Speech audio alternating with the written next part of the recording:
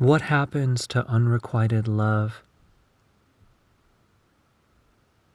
I wish it were easier for me to express my feelings instead of pushing them deep, holding my tongue, pushing pins inside my poor heart. But the heart is a strong organ, beating along, moving somewhere around 2,000 gallons of blood a day. This engine reliably works for me. So I want to honor it. I want to celebrate my beautiful heart. I see now that I have to heal it.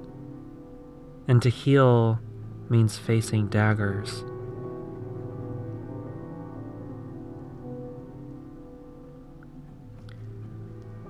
I think the hardest thing about losing you was how sure our being together felt to me. I was losing an entire future of possibilities, a future I had put so much stock in, had placed my entire identity in. And losing the partnership left me feeling like I had amputated a part of my body, even if I stubbornly didn't want to admit it to myself at the time. I've heard it said that the qualities we strongly admire in others are latent ones within ourselves. I've often sought out those I admire, modeling and adapting myself off of the people around me. I can see some folly to this now, can see a greater importance of developing my own personal voice and sense of self as a guiding light above all else. But before I knew how to look within for comfort, I found people outside of myself to make me feel comfortable expressing deeper parts of my soul, the parts I buried out of one security or another. Some smattering of senseless self-doubt that somehow inevitably brought me back to middle school, feeling awkward and antisocial.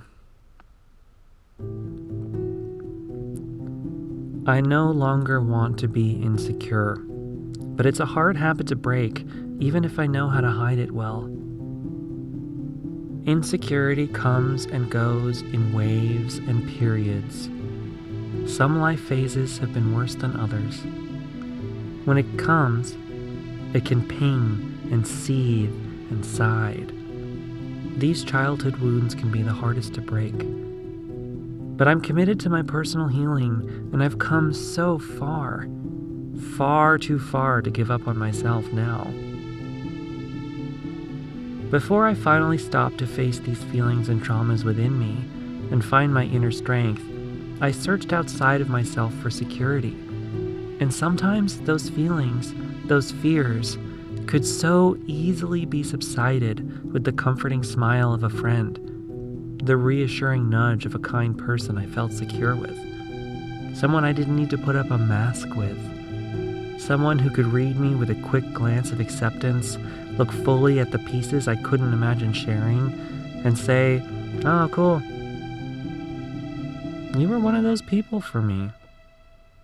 It felt so natural being in each other's company, like this was where I was supposed to be, like I could build my whole life off of those moments we spent together. And in a way, that's what we were doing. Two people coming together to make art.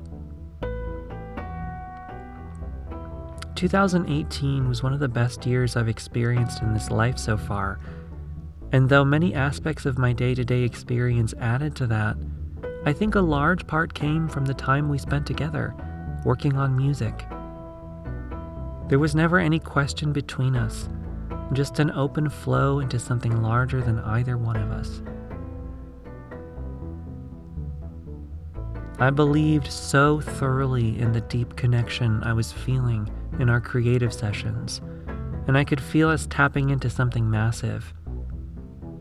The creative process can feel otherworldly. It can seem like this presence of being and doing and flowing that is so counter to the cultural systems we interact with day to day. And making music with you was the first time I ever shared that experience so intimately with another person. Maybe that's why I became so enamored with it all. Maybe that's why I became so enamored with you. I suppose the whys don't really matter. None of us can change the past, and honestly, I'm not sure I'd do it any differently if I had the chance.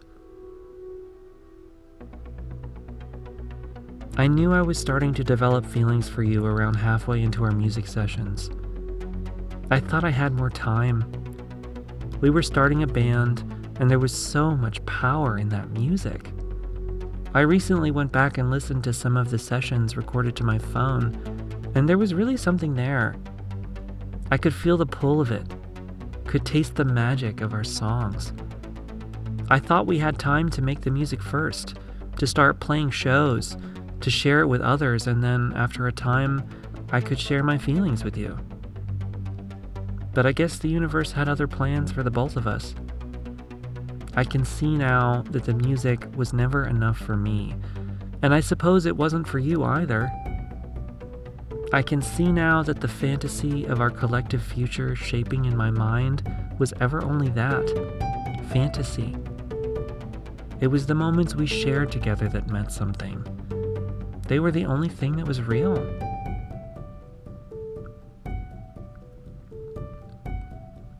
To improvise is to be fully present in the moment, and I have a challenging time making music any other way.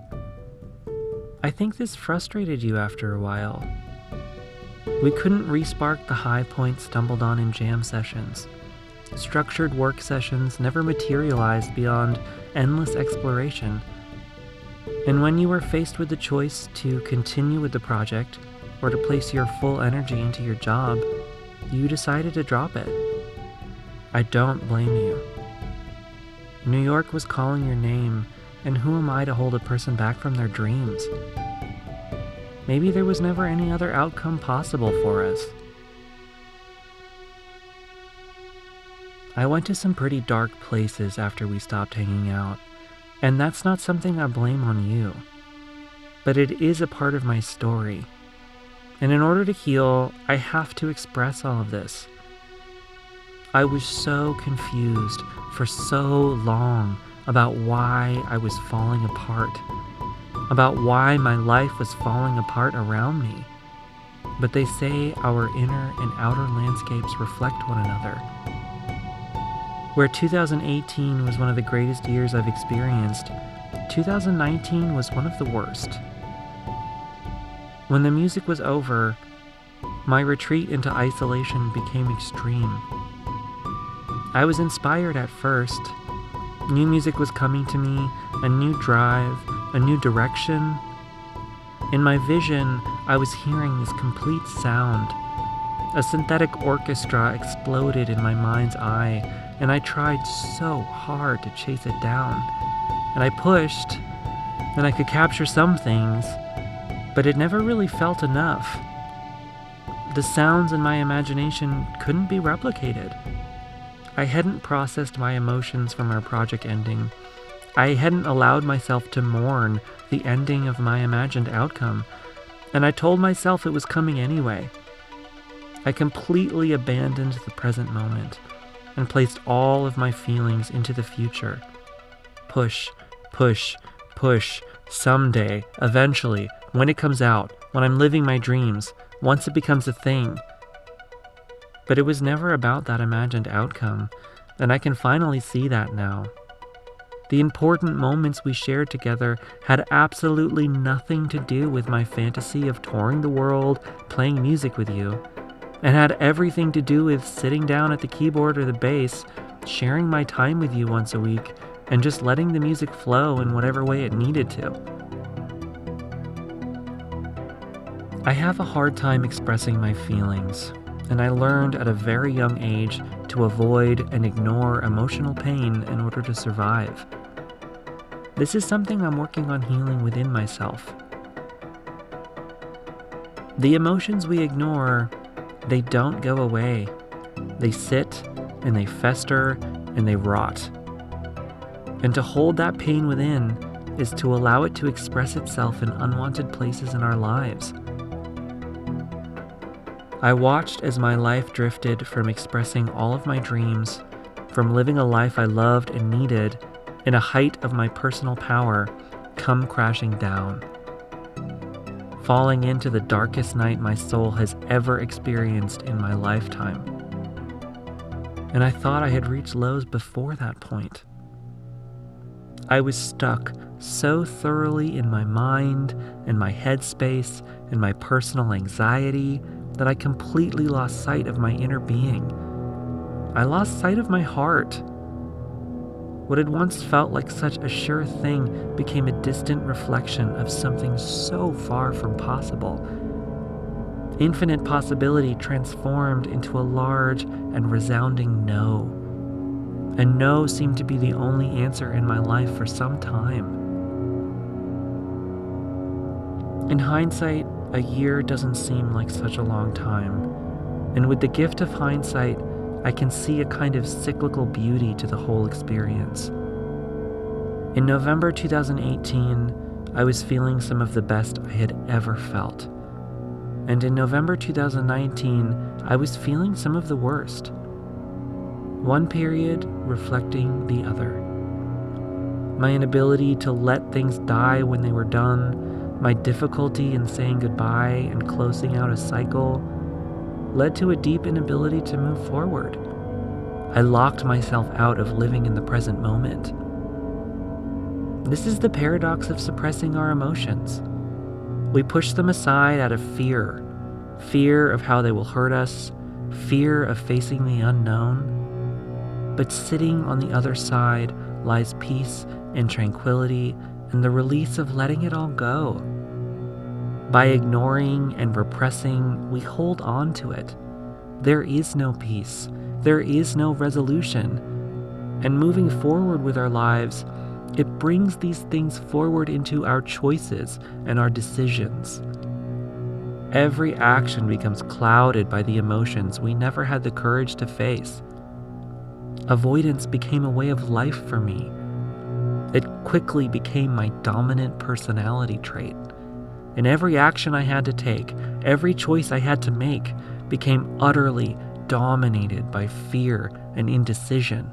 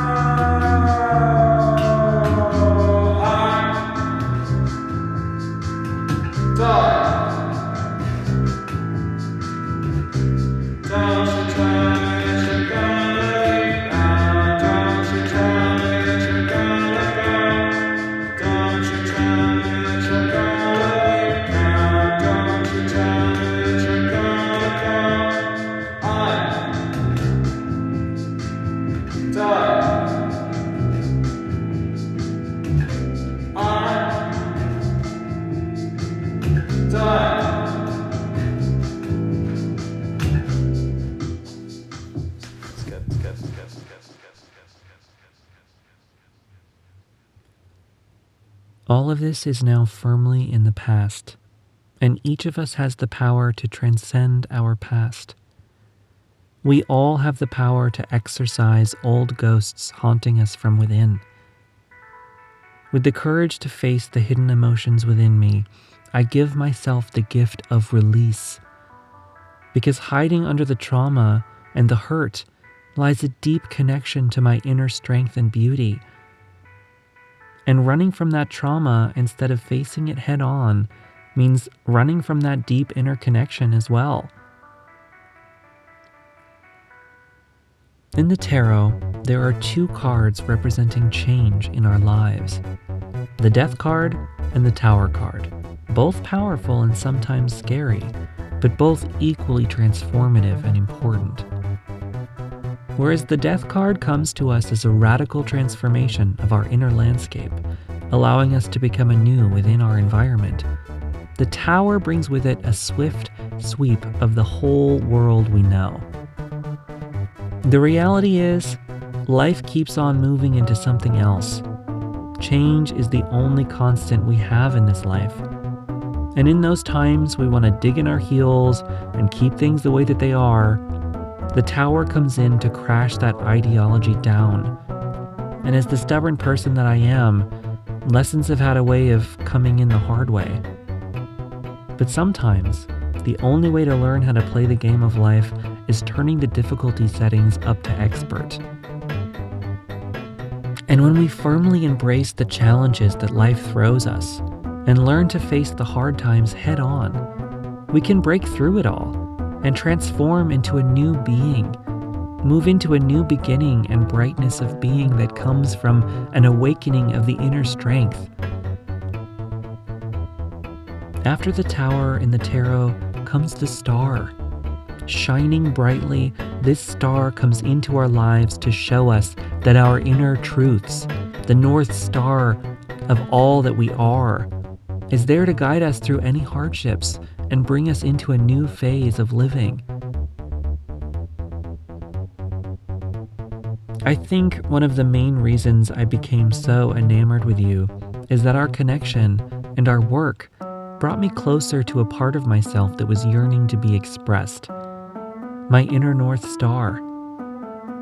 The creative connection can feel like a personal channel into something massive, something so much larger than any one of us, or even the sum total of all of us. And this connection craves some kind of structure surrounding it, or at least I'm starting to learn it craves that kind of structure from me. And that's something I couldn't see as easily back when we were trying to make music. Open up a time and a place, give it some kind of regular dimension to flow through, and practice being connected. It doesn't help to just think of it every once in a while, to stumble upon it at random periods. It wants some form of regularity. Water the seeds every day, and they will grow. With practice and dedication, anyone can create. Because the creative force is a natural part of being alive as a human being. All people were born to dance, and you don't have to teach a child how to do it before they get up and move to the beat. So, I'll just come out and say it. I love you, Max. These were important words that could have freed me from all of this a long time ago, but I couldn't bring myself to say them. I was too afraid of the answer. Too scared that it would ruin what we were building together. And that was the past. I'm ready to let it all go and move on with my life. I love you. and I release you. And I open up my heart to the new day. Forever your friend, JP.